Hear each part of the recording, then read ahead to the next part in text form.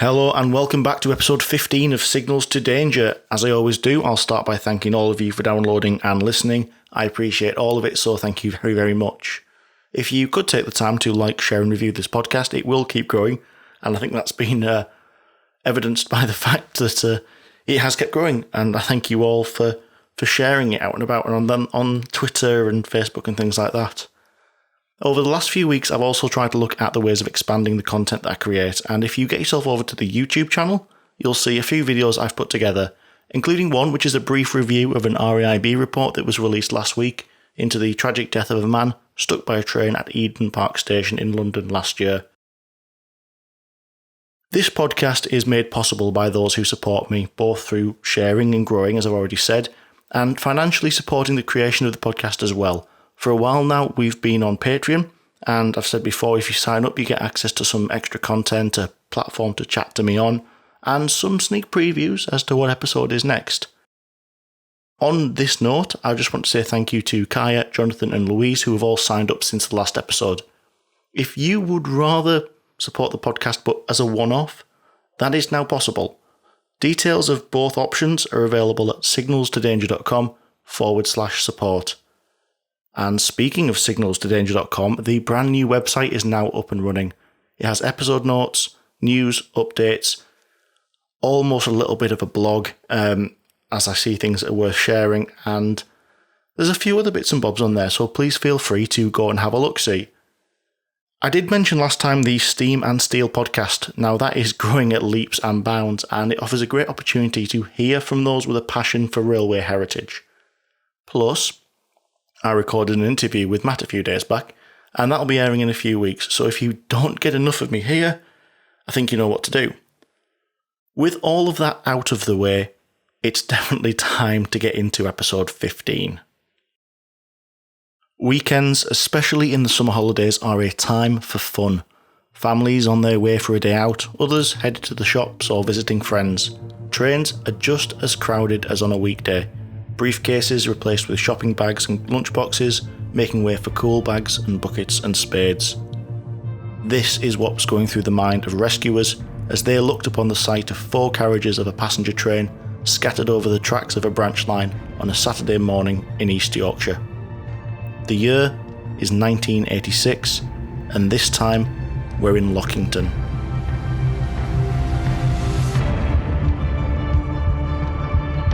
Investigators at the scene searched through the wreckage for the injured.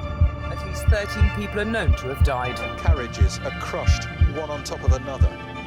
One lies meters away and appears partially The burnt. railway industry is tonight coming to terms with yet another disaster.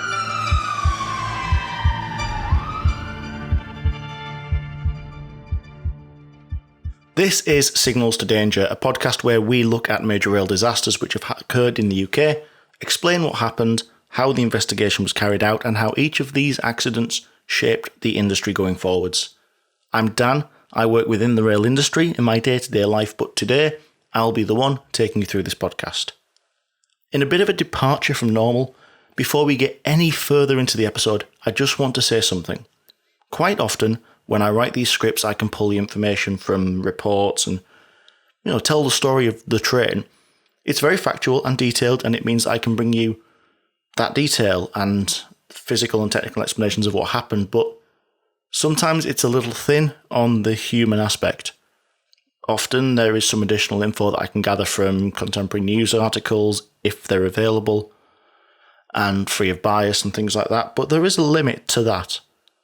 This time round, however, I have had access to another brilliant source, and I want to straight away go in and give it the credit that it's due because it has been so very helpful to tell this story and the stories of the people involved and give them the justice that they deserve. Lockington Crash at the Crossing is a 2014 book by Richard M. Jones. It tells the story of this accident, including some incredible levels of detail about the people who were involved and, how their lives were turned upside down. I read it before and during writing the script a couple of times, and if you do have some time to spare, I really would recommend a little look yourself. In the world of digital delivery and so on, it's available on Amazon both as a paperback and a Kindle. And to be honest with you, for the amount of book you get, that price is ridiculously reasonable. If you do want to learn more about Lockington after you've listened to this episode, that is where I'm going to point you. In the meantime, let's start to tell the stories and get into the episode proper. We will start this episode, as we do every time, by, looking at what the world looked like at the time of the accident, and it was 1986. In January, an institution of British broadcasting was born. The 12th saw the first ever episode of the Roy Walker-fronted catchphrase hit the screens on ITV, closely followed by everybody who knows everybody in the pub saying, "Say what you see." Shortly afterwards, the announcement was finally made officially that the Channel Tunnel would be built and Britain and the continent would receive a rail link which would allow direct trains between London and Paris. April saw the opening of the underground station at Heathrow's Terminal 4, and the first stage of the Metro Centre in Tyneside was opened. Over the course of the year, the rest of the complex would open, making it the largest indoor shopping centre in Europe at the time. In September, we said goodbye to O-levels, with GCSEs coming in to replace them, and the first ever episode of Casualty dropped onto our screens. 35 years later, it's still there to watch, although I think the cast has probably rotated around a little since then. November saw the appointment of Alex Ferguson as the manager of Manchester United, a position which he held till 2013. The month also played host to a helicopter crash in the Shetlands which claimed the lives of 45 oil workers. As it always seems to be when we do this rundown, it was a busy year, but we are going to focus specifically on the summer, July 26th. So now that I hope you've managed to get your head firmly into the 80s, we'll move forwards into the story.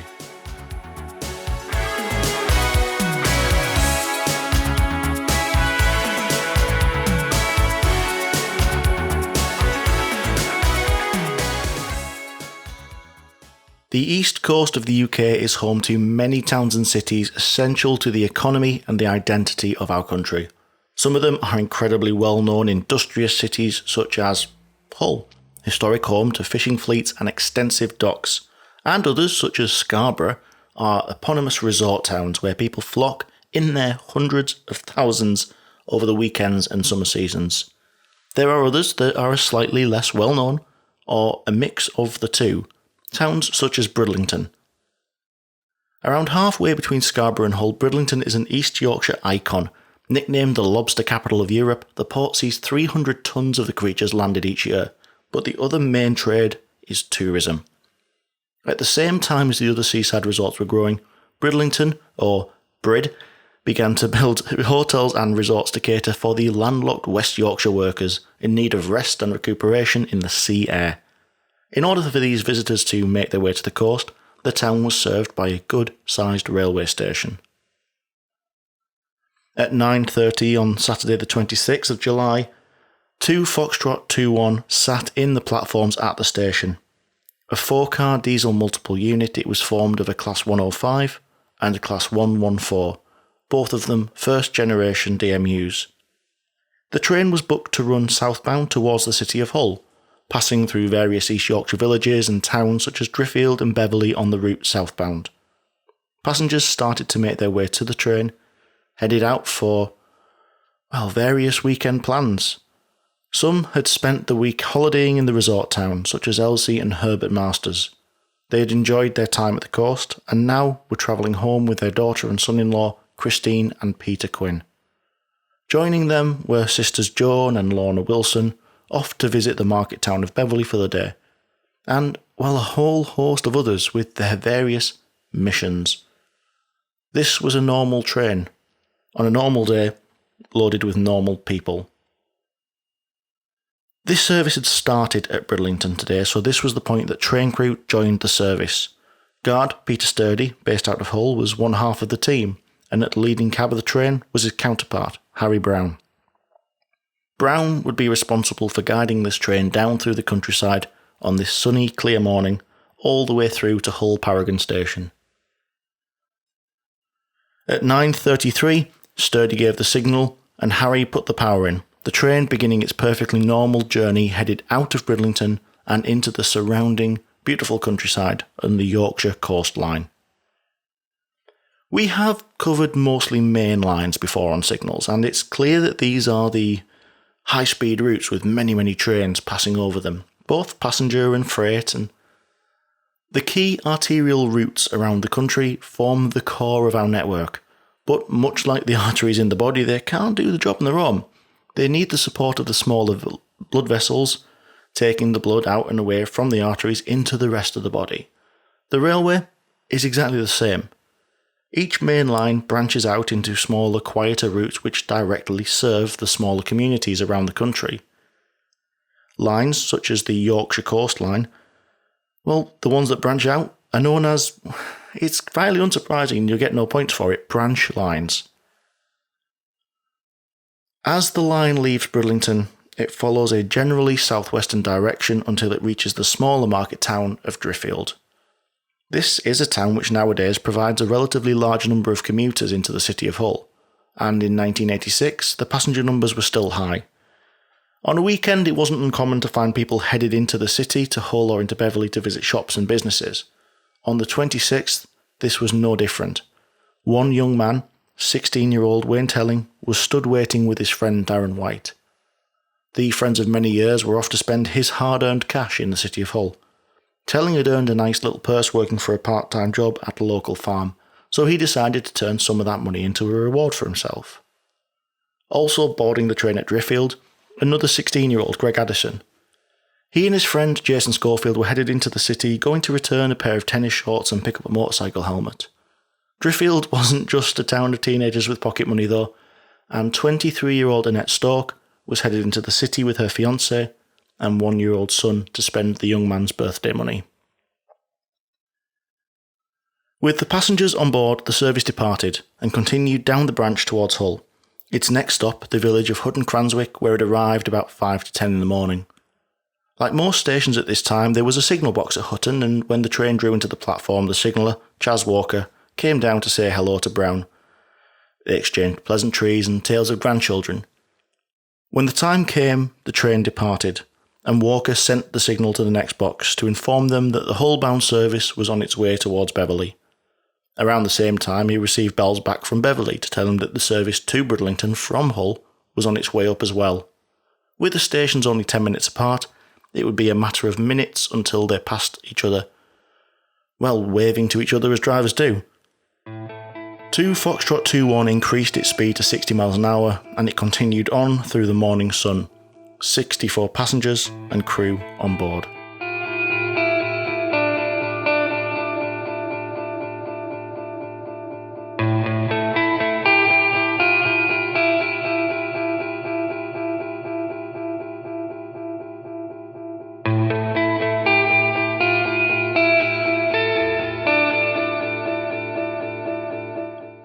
Three miles south of the station at Hutton Cranswick was Lockington level crossing. Now, I'm confident that everyone listening has probably come across a level crossing before, but just in case, I will go back to what I've done in the past and do a little bit of a 101. It has been a while since the last one. Level crossings are where a road and a railway line intersect, but for various reasons this isn't done by grade separation such as a bridge or a tunnel, but the two physically share the same space or cross at the same level, hence the name.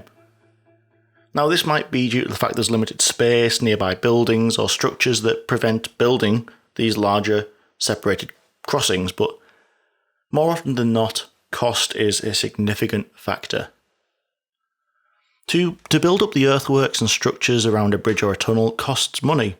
Inevitably, if you have a busy railway line with trains every few minutes, it probably isn't feasible to hold up traffic for 3 or 4 minutes out of every 5, so you would in that situation build the bridge or tunnel. Conversely, if you've got a main trunk road such as an A road or even a motorway, and a line with a very limited service, you would still build the bridge, because even if the traffic's only stopped for a few minutes every hour, well, can you imagine the knock-on that would have on, say, the M25? Not to mention the danger of putting traffic lights unexpectedly on a road with 60 or 70 mile an hour speed limits. There is a great video on YouTube taken outside of Higashi Yodogawa station in Japan. Not a native speaker, understandably. During the morning rush hour, that crossing, which has 7 tracks by the way, can be closed for up to 40 minutes at a time. It is fascinating to watch, but this is obviously a minor route through the area, and it's probably only been maintained as a right of way or whatever the Japanese equivalent is. If that was the main route through the city centre, you'd have to build the bridge. You'd have to build a tunnel. The cost is justifiable in that location and that situation. But if you take that situation out of a city centre and away from a main line, the maths changes. Between the market towns of Driffield and Beverley, there are 10 miles of railway track. Within those 10 miles, the track is intersected by a crossing of some type 17 times. That's nearly twice a mile. Can you imagine the cost of building a bridge for each of them and then multiplying that idea out across the country?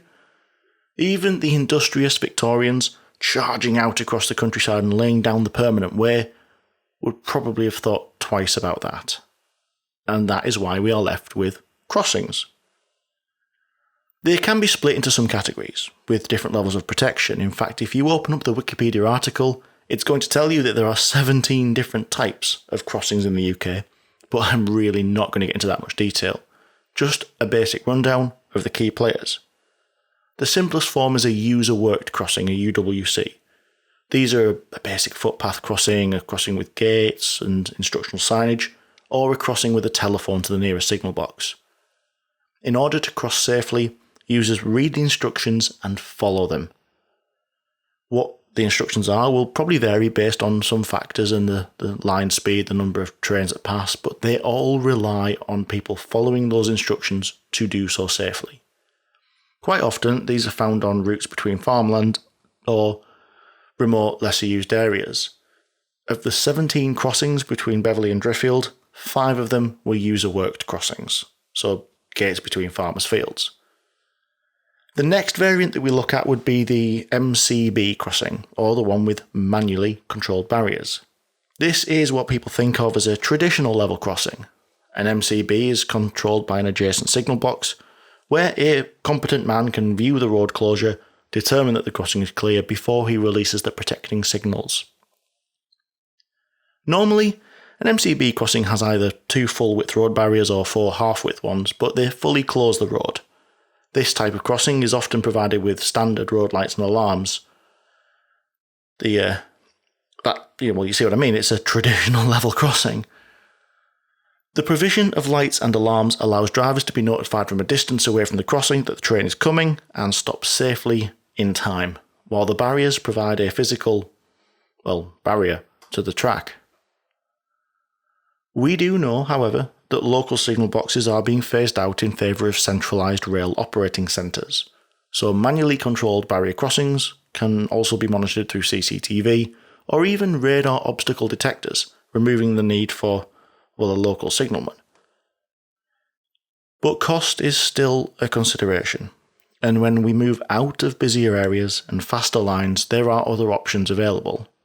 Quite often, this is the AHBC, the automatic half barrier crossing. Where there are only 2 lines to cross and the speed's less than 100 miles an hour, that's what's installed. They have 2 half barriers that only close the entrance lanes to the crossing, standard lights and alarms. And at the maximum rail line speed, the crossing time is typically around about 27 seconds from the first amber light to the train arriving at the crossing. They're designed for use on roads with infrequent traffic. And the Wikipedia article had 17, and so you understand that there are a load of other variants with some slightly different acronyms that mean various different things, but I will not get bogged down with them now. What we do need to talk about, though, is Lockington level crossing. Until its modernisation in 1985, Lockington had been controlled by lifting barriers. These were manually controlled and managed from the adjacent signal box. With a signaller in place, the crossing was controlled by signals at either side which would not be cleared until the line was clear and the gates were closed. Absolutely ideal, but required a member of staff at the crossing to control it. When modernisation took place, Lockington level crossing was changed from a manually controlled to what is known as an AOCR. It's a different type of crossing to the ones we've already mentioned because the acronym stands for automatic open crossing, remote controlled. They are very similar to the automatic half barrier ones. They don't interlock with protecting signals, but they do have lights and alarms which are automatically triggered when the train is a set distance away. The key difference, and the one that's of real relevance to our story, is the O. Open. AOCR crossings don't have any barriers. They rely on lights and alarms to warn of the oncoming train, but they lack the physical barriers. When Lockington was modified, this is what was put in place. Knowing this allows us to understand what happened next in 1986.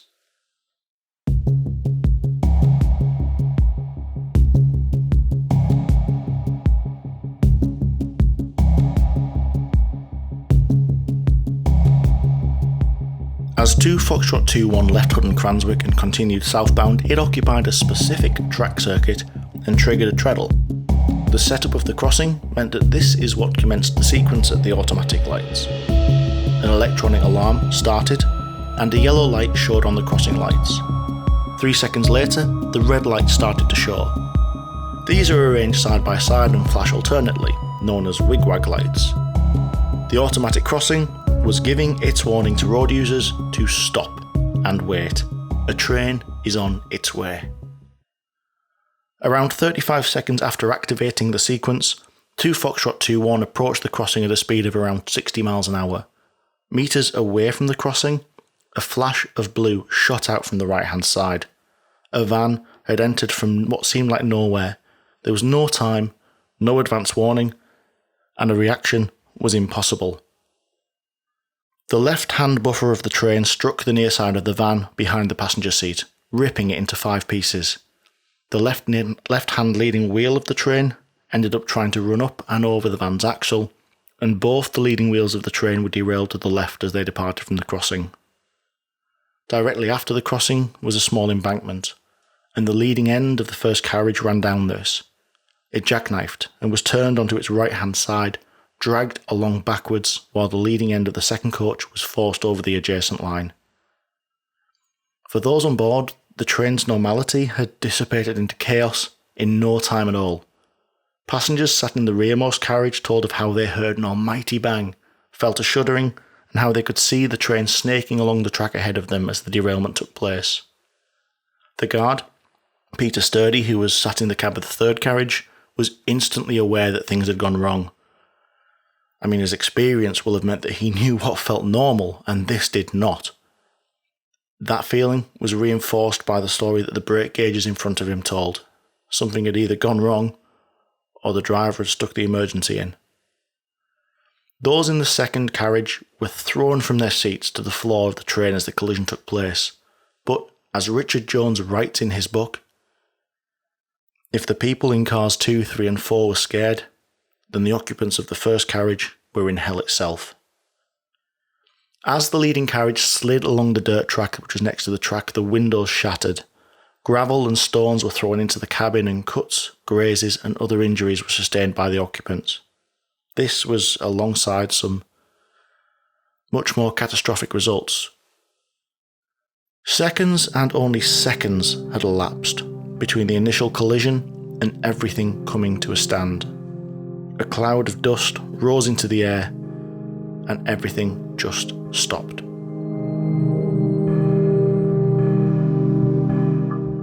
There were a few houses located directly next to the crossing at Lockington, and they instantly knew something was up. The emergency services were called almost immediately.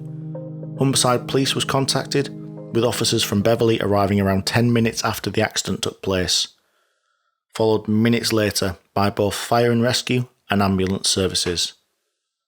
The scene at Lockington was horrific, but it could have been so much worse. As Chas Walker signalled Beverley to tell him that Foxtrot 2-1 was on its way, he received bells from Beverley, telling him that another train was headed towards him. Sturdy knew the timetable, and he knew that this was around the point where the 2 trains would pass. As soon as he realised his train was off the line, and especially that the second carriage was blocking both lines, he started to run towards the track, towards Beverley. When he saw the train coming, he waved his arms frantically to get it stopped. The driver of the northbound train had seen the dust and had already started the process of bringing his train to a stand, so it passed Sturdy, braking heavily, and came to a halt before colliding with the wreckage. At least a second tragedy had been averted, but it didn't decrease from what had already taken place. Once rescue and recovery work had been completed, the toll of a sunny Saturday morning could be counted. 8 of the passengers on the train had not survived the accident. Gregory Addison, the 16-year-old who had been headed to buy a motorcycle helmet, had been thrown from the first carriage and trapped beneath it, where he succumbed to his injuries. A 15-year-old, Helen Lodge, also lost her life in the lead carriage. These two were joined by Elsie and Herbert Masters, who were returning from the family holiday a week at the coast, and were also added to the tally, alongside their daughter Christine Quinn. 16-year-old Wayne Telling, who had just wanted to reap the benefits of his part-time job, didn't survive, nor did 73-year-old Joan Wilson. People at different ends of life, but dealt an equally grim hand on this morning. The last passenger to be added to this awful list was new mother Annette Stork, who had left the house on this day just to buy presents for her son. This is an awful list, which fills a heart with sadness. Of the 64 people on board the train, these 8 paid the ultimate price, and it's hard to write it down. I imagine you're listening to it with a heavy heart too. The worst part is I can't even stop there, because the 8 passengers were joined by one other person. The van which caused the derailment had been driven by a 42-year-old called Malcolm Ashley. He survived the accident with severe injuries, but somehow he survived. He hadn't been alone in the van though. He'd had a passenger, somebody with him, sat there in the front who hadn't survived the collision. The 9th victim at Lockington, his 11-year-old foster son, Wayne Harmon.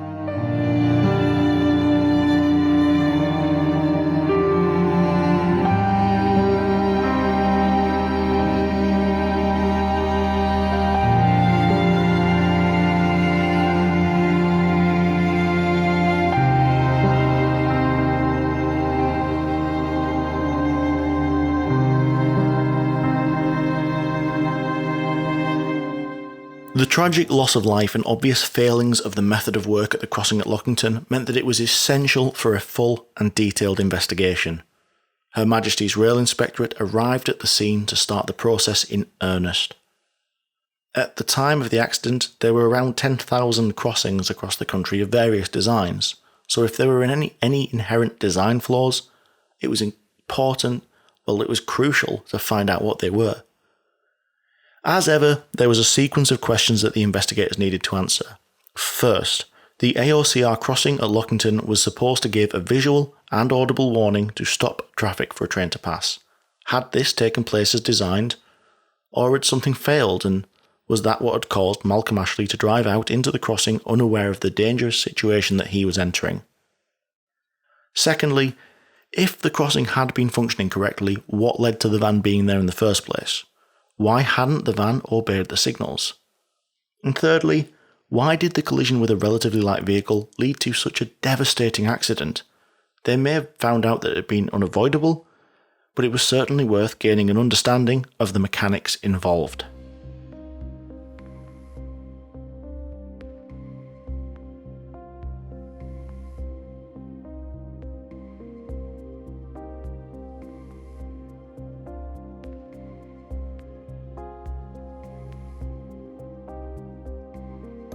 Investigations into the first question started instantly, indirectly, by those who approached the crossing straight after the accident. We know that when a train was approaching the crossing, vehicles on the road should have seen the flashing red wigwag lights, a clear visual cue that the train was on the way. This should have been accompanied by a loud electronic warning siren, known as a yodel alarm. That is a yodel alarm, not a horrific Star Wars reference. The alternating tones clearly recognisable to anyone who has come across a level crossing before. So, what did those first on the scene find on arrival? From the opposite side of the railway to where Ashley had come, two vehicles had been approaching the crossing at the time of the accident. One had been a haulier, driving a 3-axle rigid vehicle which had a high cab. He left the nearby farm shortly before 10 to return to the main road, which meant he had to cross over the crossing. On approaching it, he noticed the red lights flashing on and off more than a mile away. He could see them because the countryside round here is very flat, and the cab of his vehicle was high up.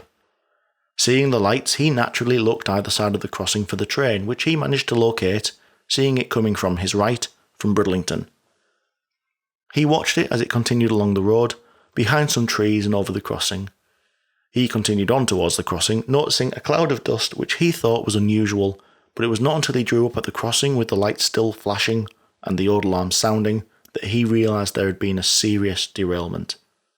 He had not seen the lights go out and come on again, and he thought it was only about 3 to 4 minutes from the time the train passed over to when he actually reached it. This was at least one person who had seen that the crossing was functioning correctly, and he wasn't the only one. A postman who'd been driving along the road ahead of the lorry. While he didn't have the same vantage point, he was closer to the crossing as the accident took place. He had noticed the train, which was now on the hull side of the crossing, with what he thought at the time was an engine on fire. What it actually was had been the black ballast being thrown up. He saw the front carriage rear up and fall back on itself, so he immediately accelerated and got to the line as quickly as he could. The red lights on his side were flashing when he got there. Both the lorry driver and postman saw the lights from the direction that Ashley had entered the crossing as well, and on that side the lights were working and the alarm was audible. This account was all backed up by British rail staff as they arrived on the scene. A manager from Hull, responsible for the line, arrived around 40 minutes after the accident. He got there, approaching from the same direction as the incident vehicle had, and everything seemed in order. Signalling and telecommunications staff, or S&T as we like to abbreviate to them because it's much less of a mouthful, arrived shortly after and they tested the equipment locally and found nothing wrong with it. It is clear that the signals appeared to be functioning correctly at the point everybody arrived on scene, and it sounded as though the evidence of road users showed that they'd been, functioning throughout. It was important, however, to understand whether there was an history of failures. Perhaps the light at the other side where Malcolm Ashley had approached from had malfunctioned temporarily. There is a factor that encourages the possibility that this might have been the place. Malcolm Ashley lived in railway cottages, 150 metres away from the crossing. This section of road and this crossing were incredibly well known by him. In fact, the road that led out of where his home was emerged only 23 metres from the crossing itself. When BR had looked to modernise the crossing, Ashley had been involved in the conversations, and this particular journey was more or less a weekly trip for him, every Saturday morning. How could he have got it so wrong? Perhaps the alarm and lights had failed, and he had no warning at all that he was in danger. When investigators started to speak to local residents and British Rail about the possibilities whether or not the crossing had failed, they did find out that there was apparently a history of failures at the crossing. Not a massively long one or a colourful history, but the crossing was only a year or so old in this guise, and there were, apparently, incidents. On the 27th of June, just over a month before the incident, the Beverley signaller received numerous calls from a number of telephones at the crossing to say that the red lights were flashing for a long time with no train coming. He replied to each call saying that he knew of the failure and that technical staff were on their way to correct it. If they asked, he was only permitted to tell them whether a train was or was not approaching. This was a failure of the system, but what we call a right side failure. You're probably aware of the concept of a right side failure, but by a different name. Fail-safe. Right side failure is when a piece of equipment on the railway fails, but that this failure does not create a dangerous situation. The lights had broken, but these broken lights were still providing a warning to say that a train was coming, even if it wasn't. The opposite of this is a wrong side failure. In a wrong side failure, this situation would be left in an unsafe state. So say, for example, the lights didn't light, an alarm didn't sound, despite the fact that a train was bearing down on the crossing. There was an occasion which the signaller could recall when a BR employee on the 13th of May that year had called the box to report that a train had passed over the crossing and he thought the lights had not operated. On that occasion, there was no indication on the control panel of any failure, just the comments of that report, which were investigated. Other people, local people, also accounted for times that they had seen the lights malfunction. A local butcher said that in the period between December 1985 and the accident, there were 6 or 7 occasions when he had approached the crossing with the lights operating and no train had passed over them before the lights were extinguished. He also told investigators on the 23rd he had witnessed a train passing over the crossing with no lights at all. A similar tale was told of another occasion, but this time by a local woman who had crossed with her children in the car shortly before the train itself crossed. These stories are scary and very concerning, but most of the people involved and who gave testimony to this effect failed to report the faults as they perceived them to be. They only shared this information following the accident, speaking to the police or investigators for one reason or another. If the faults had been reported, then records would have been made and would have been available to the inquiry. What was available were the records of the maintenance teams responsible for the equipment. In much the same way as the actual tracks are inspected weekly, and we've covered that before in the podcast, the crossing equipment was as well, and the records showed that these inspections were all carried out. The most recent, 3 days before the accident, had also taken place on the 23rd, the same day the butcher stated he'd seen the lights fail. However, the equipment, according to the records, had shown no issues during inspection and testing, and the staff were adamant they wouldn't have left the crossing in an unsafe condition. The report into Lockington explained how the contrary opinions were considered as part of the investigation, and these were the conclusions that they reached. The several right side failures before the accident had given local residents a feeling that the equipment was unreliable, but the cause of these failures had been understandable and assignable. The causes of them had been ascertained, and they included passage of agricultural machinery over a crossing, the testing of crossing equipment at another crossing, work on the permanent way, and the failure of an electricity supply nearby. All of these were far from ideal, but they were attributable and explainable, and they were a right side, safe failure. The report also noted that after the accident, the police received a smaller number of reports of danger side failures that had occurred before the incident, alleging that trains had passed over the crossing without the red lights flashing, or with the lights only flashing for the short period of time. This is the response to those queries, and it's verbatim from the report because I don't want to mistranslate it to anybody. Where the lights are said to have flashed for a short period, there is no mention of the yellow aspect being seen, and I believe that the report has arisen because the attention of the person making it has only been drawn to the red flashing lights part way through the sequence. Where the report is that lights have not flashed at all, I think the person on the road may not have been in a position from which the lights were visible, or that the lights have in some way been obscured, or as in Mr. Wright's case, the person has only been in a position to see the lights correctly when the train has actually just struck out, which means left the area of the crossing.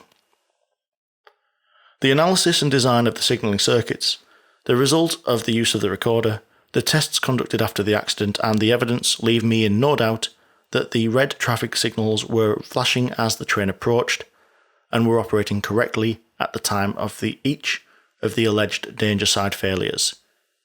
The fact that so few of these failures were reported at the time to British Rails or the police, despite the obvious danger to road users, reinforces this opinion, although I am equally sure that those making the reports honestly described what they saw. This response was fairly categorical. Her Majesty's Rail Inspector is not in the business of taking the side of the industry or blindly defending British Rail. You only have to do what I've done and read a few of the reports to say that, especially in this time, they will lay blame where blame is due. Any decisions and conclusions they reach are always made on the empirical and quantifiable evidence of the found facts. The answer to the question was yes, the lights had worked correctly.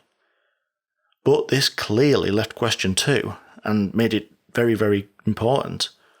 If the crossing had worked correctly, why did Malcolm Ashley drive out into the path of a passenger train?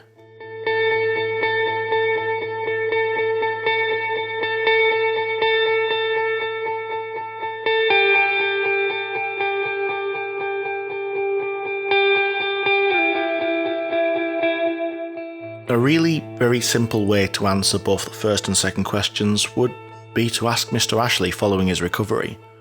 It's not often you get a witness that's been this involved in a tragedy that's alive afterwards. But this wasn't an option. After his discharge from hospital for the various severe injuries he'd received, it became clear he had no recognition of the accident at all. He was unable to answer any of the questions, and he wasn't even really interviewed as part of the inquiry. In lieu of the definitive answer from the man himself, the inquiry needed to rely on the other evidence that they could find. It was clear that the van hadn't broken down on the crossing and become stranded because it had been seen to pull out by witnesses into the crossing. However, if you like your empirical and physical evidence as I do, the remains of the car showed that it had been in gear at the time of the crash. So the overwhelming likelihood is that it was moving, as supported by witnesses. The inquiry and the investigators considered 4 possibilities as to why Mr. Ashley drove out onto the crossing. First one, Ashley might have seen the lights flashing, but concluded that he could cross before the train arrived. Considering his experience and his reputation, plus the fact his child was in the car, this seems unlikely. Bear in mind, Ashley will have known the short time frame that warning provides. Around 24 seconds of red lights, that's all you get, so he wouldn't be racing the train. Which leads us to the second option. Because he was in some way preoccupied, he did not look for the lights, but for the barriers that up until December the year before had been lowered to close the crossing. Again, it was deemed unlikely, because we know he'd been involved in the discussions about modernising and changing the crossing, and he did this journey every week, let alone lived right next door to the crossing, so again, that was deemed unlikely. Which left 2 possible solutions to the question, why? Because there was no other traffic, and he was able to drive straight out into the lane and over the crossing, did he potentially only give the lights a cursory glance, which wasn't sufficient because the sun was behind them? It was only 23 metres between the exit to the lane and the crossing, so not a great deal of time to reassess the lights if proper attention wasn't initially paid to them. And that one was deemed to be a possible reason. But the most likely reason, as ascertained by the investigators, was that in the few seconds available between approaching the lane from his house and reaching the stop sign, Mr. Ashley was in some way distracted and did not look at the road traffic light signals, did not notice the alarm. He had both his foster son and his dog in the car. Very ample possible sources of distraction. In addition, as he pulled out, he needed to look right into the lane for traffic and carry out the manoeuvre to turn left. A lot going on in a very short time frame. The thing Malcolm should have focused on most, the signals at the crossing, must have escaped his attention, with fatal consequences.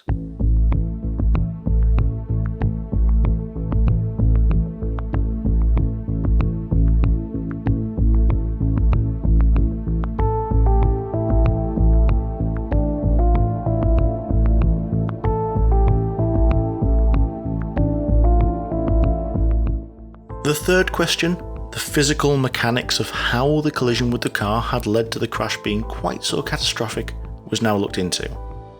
The investigators were able to look at the damage and reconstruct the sequence of the actual derailment. They used the wreckage, marks to the wreckage, they used marks to the road surface, the track, and other pieces of equipment and vehicles that were involved. And this was the sequence as ascertained by the gathering of the evidence. Firstly, the near side buffer entered the side of the van, just to the rear of the cab. Then a considerable impact occurred as the near side corner of the train struck the van at the rear end of the driving compartment, cleaving through that side of the van. This was shown by the damage to the passenger side and the passenger seat. Almost simultaneously, the left-hand leading lifeguard snapped the rear near side wheel off the axle, and the train wheel immediately behind it began to compress the flooring of the van against the axle, wearing a groove in the metal over the axle. There were rips in the flooring beyond this groove, which corresponded with the position of the lifeguard in relation to the train wheel. This would account for the flooring and the axle not being completely overridden, because the lifeguard, embedding itself in the flooring, held the debris away from the train wheel. And I realise I've said lifeguard a few times, though not that really explained it. In this context, a lifeguard is a metal bracket. It's designed to deflect an obstacle out of the path of a train, although they only work to a degree. The force of the collision, combined with the compression of the floor and the axle of the van, had lifted the train's wheels from the tracks. Those wheels then started to derail to the left towards the cess. The reason this accident was so severe came down to the unfortunate placement of some fairly minor earthworks. As the line leaves the crossing I mentioned earlier, it rides along the top of a slight embankment.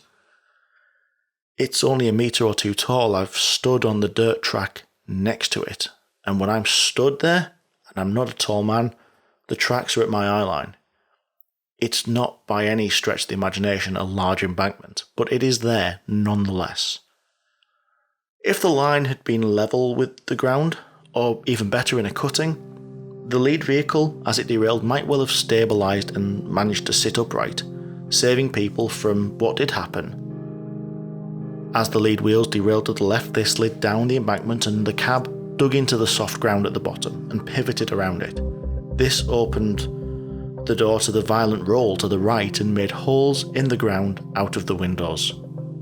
It was this violent throwing around of carriages which turned this derailment into a disaster.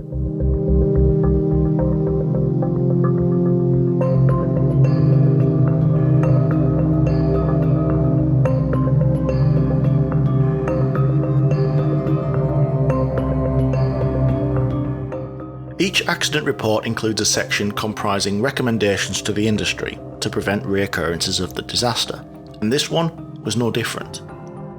The report noted 3 specific points around the automatic open crossing which was utilised at Lockington.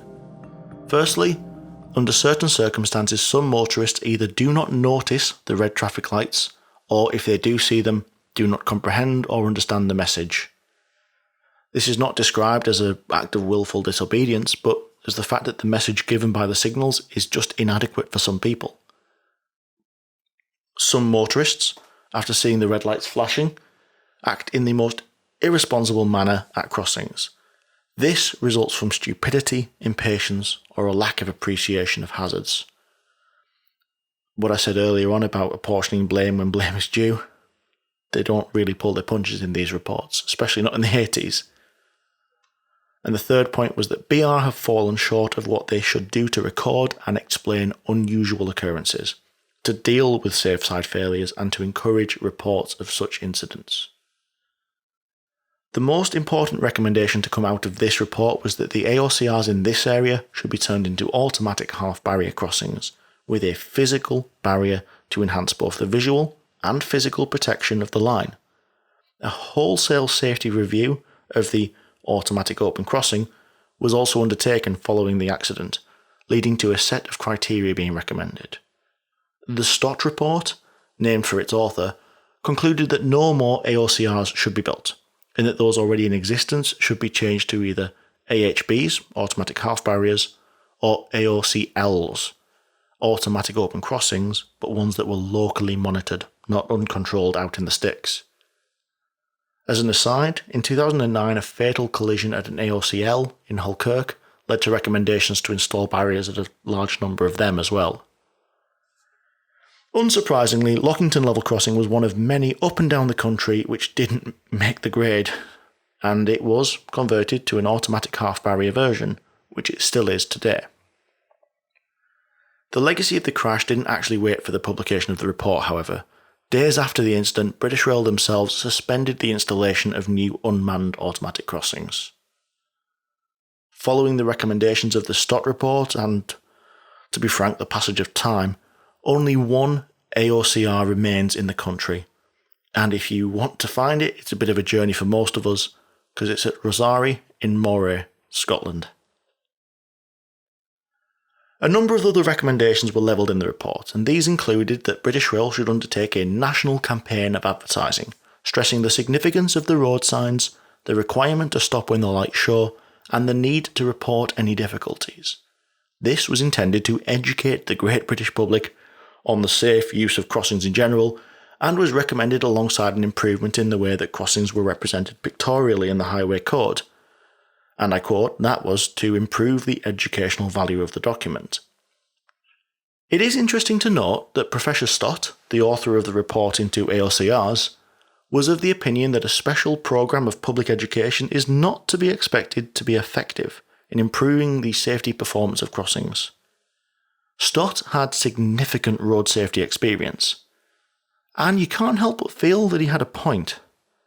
The rise of speed cameras and tickets is well known, yet people drive faster than the limit. We still get accidents at traffic lights, despite the widespread knowledge that red means stop. And level crossings? Well, you only need to take a cursory scroll through Network Rail's Twitter feed to see that some, and I stress some, people still can't be trusted to use them appropriately.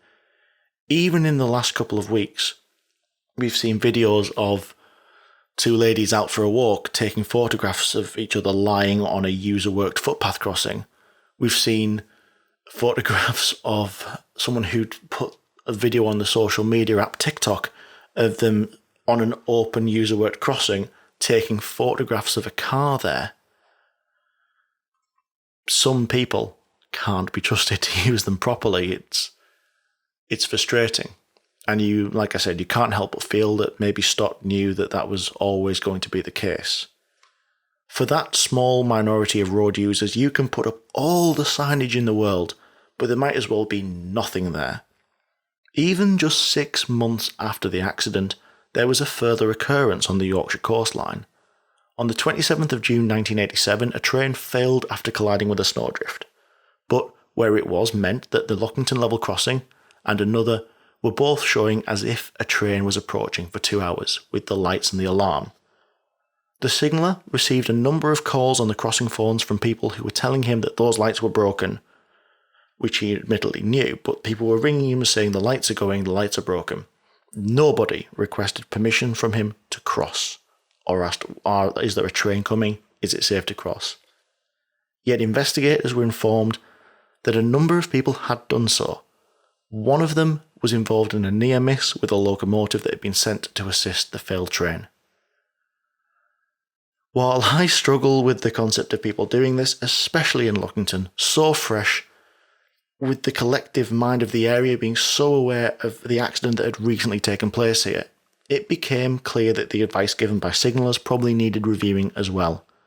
Amended instructions for signalmen in a monitoring signal box were drawn up and were issued shortly after the report was published. Funnily enough, this emphasised the need for road users to be told to stop at the red flashing lights and not to cross if they continue to flash. The last piece of the puzzle to drop into place was the issue of blame, and whether or not there were to be any charges levied against a guilty party, probably for want of a better phrase.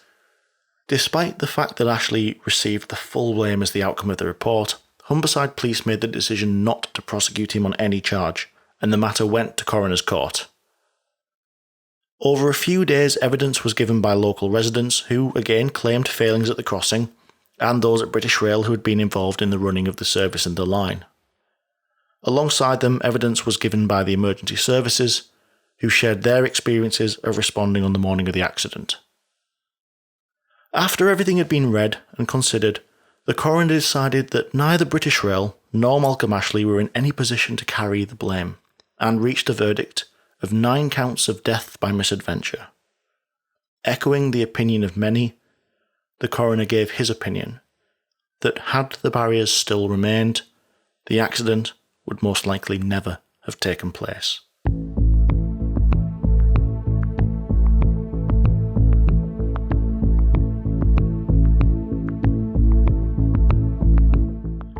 With most episodes, you will know that I like to close by discussing the memorial that's been left for people to remember and to pay their respects by. Sometimes these are erected shortly afterwards, take the form of plaques or gardens or sculptures. And sometimes they are conspicuous in their absence, and Lockington was one of those times. I say was. At the start of this episode I mentioned the book Lockington, Crash at the Crossing by Richard Jones. I'll recommend it again, as not only does he tell the tale of the accident far more eloquently than I, he includes a section at the end of the book where he recounts the lasting effect on the victims and those who were involved in the accident. I couldn't even begin to do that information justice without tagging another hour on the end of this episode, so I really do think it's worth a read. But the bit I want to focus on is the epilogue. In 2009, when he started work on the book, he became aware that there was no memorial to the accident, and he started working with the Lockington support group to set about getting one arranged. After a bit of a saga, back and forth with local churches and dioceses and various other bodies, there was success. 24 years after the accident, in July 2010, a permanent memorial to the disaster was unveiled in the Memorial Garden at Driffield. Paid for out of public donations, the memorial is a grey stone dedicated to the memory of the 9 lives lost and recognising the bravery of the emergency services. The memorialisation of this accident, even at this late stage, brought a sense of closure and a place of remembrance to those whose lives had been significantly altered by the events of July 1986. As part of my research into this, I visited Lockington and the crossing there. I live close enough that it was reasonable enough to do so. I've watched as the lights and alarms sound, and I've seen how short 30 seconds can seem in those circumstances. I also walked along the dirt track to the east of the line, where the leading carriage ended up, and I spent a bit of time thinking on the events that took place there. This is normally a busy commuter line, which swells to be even busier over the summer months.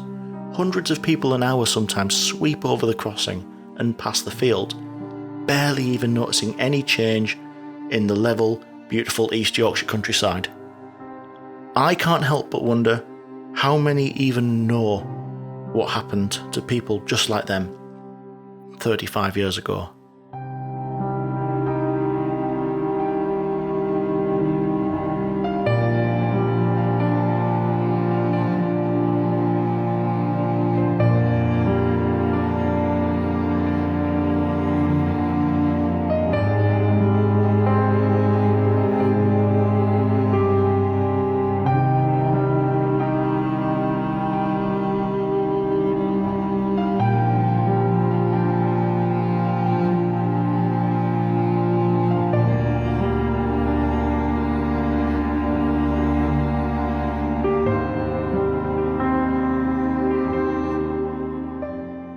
Thank you once again for tuning in to episode 15. Please like, share, review, come interact with me on social media, Twitter, Facebook, just search for Signals to Danger or Daniel Fox Rail. If you do want to support the podcast, please get yourself over to the website signalstodanger.com and look at either the support or the shop pages. You'll also find episode notes, a transcript and episode sources there, as well as a link to Richard Jones's book, Lockington, Crash at the Crossing. Until next episode, travel safe.